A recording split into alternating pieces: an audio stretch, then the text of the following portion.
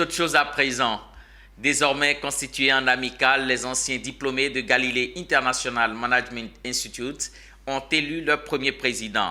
Au cours d'une assemblée générale constitutive, le choix des membres s'est porté sur Ouattara Francis pour porter loin les ambitions de cette association. Les détails de Ange Assemia et Tima Traoré. Il a désormais la lourde responsabilité de conduire le train.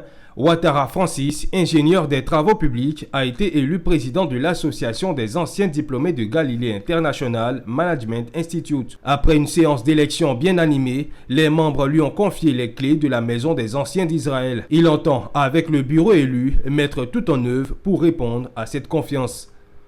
C'est un sentiment de soulagement qui m'anime dans un premier temps. Soulagement parce que nous sommes au bout d'un processus qui a démarré depuis 4 ans.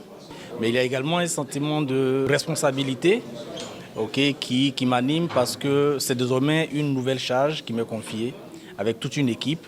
Et donc il y a tout le poids de la charge et tout le poids de la responsabilité que je mesure. Plus de 240 diplômés font partie de la GMI Hall.